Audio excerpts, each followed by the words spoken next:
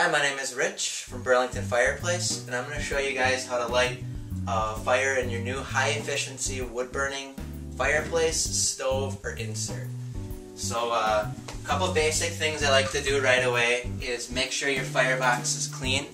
I just shoveled this guy out here, so we're good to go. You can leave a little bit of bed of ash in there, it's not going to hurt it. In fact, they recommend an inch or so. Don't go any higher than that, but you can start with a nice clean slate here like I have. So what I want to do is I want to build the fire from the bottom up. It's a little bit different logic than your old camping teepee style, but I'm going to put the bigger stuff on the bottom. A couple nice sized pieces here. You're going to want to make sure your wood's dry. That's really important, especially for just starting the fire, even if you got to use some smaller wood than you usually use. So I got some good sized stuff there. I'm going to grab a couple other medium sized logs, and I'm going to kind of crisscross them here like a log cabin. So I'm going to put them like this in here, and then I'm going to grab some kindling, which is basically just real little stuff. If you have sticks, great.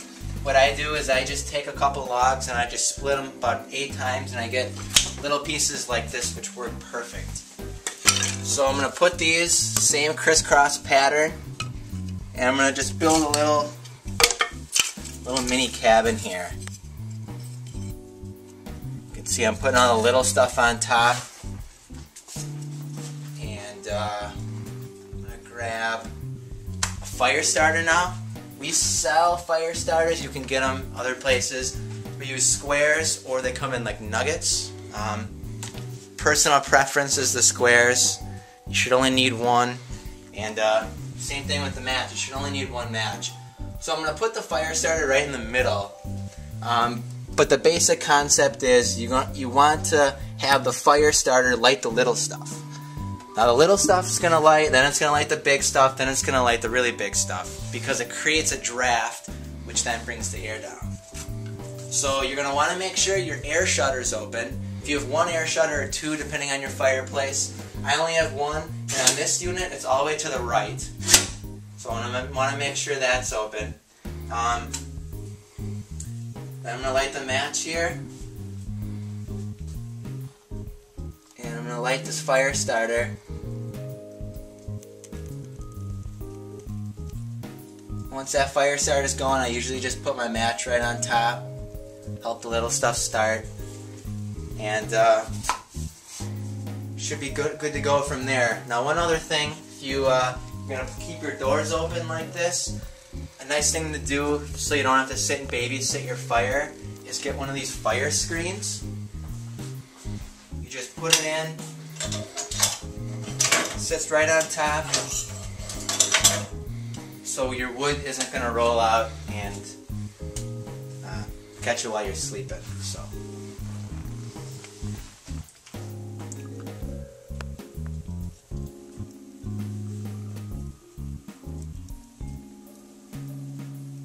Yeah, so this is the fire now. We've had it burning for about 15 minutes.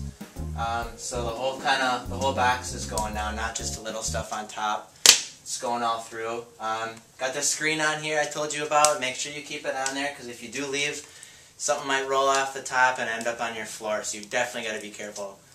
Just to touch on a couple other things, make sure you're using dry wood. Not only when you're starting it, but when you're burning it too. It makes a really big difference. And then you might want to throw some more wood in there. So if you do that, always wear gloves. Be careful. Take your screen off. Remember, the screen's going to be hot too, not just the glass doors. So you can take your screen off. You can close your doors down, because I don't need to throw more wood in there. But if you did throw some more wood in there, you got to be careful. Also, you might have a nice hot fire, but if you throw wood in it, it's going to lower the temperature. So don't throw a bunch of wood in there and expect to just close the door and you're good to go. You got to make sure that your firebox is up to temperature before you close these doors down and you restrict the oxygen, and you kind of tell it to just burn a lot slower. So that's something also to be careful of. I'm going to kind of close my doors here just for a second. You're going to notice right before I close it, it gets real vibrant because you got a super, super good draft. But as soon as you actually close it, it's going to get a little bit slower. So that's something definitely to pay attention. Now this air shutter, you might want to restrict your air even more. But if I'm going to do it right now, I've only been burning for about 15 minutes. It looks like my fire is starting to die out. If you ever do that, make sure you just open it back up, and you might have to crack your doors just to get your fire going again. If you start restricting it too soon, you're going to get dirty glass, you're going to get a dirty chimney, you might plug up your chimney and all of a sudden, hey, I'm getting smoke in the house and it's only been in a month. Well, that's a very, very common thing that people don't always understand right away. So yeah, that's kind of how you light your wood fire. Make sure you're not restricting the oxygen down too much right away. Kind of just build it slowly, and then after you have a few fires, you'll get the hang of it. It's really nothing too complicated. And then as far as glass cleaning goes, we clean it every other fire. You can clean it every fire if you want.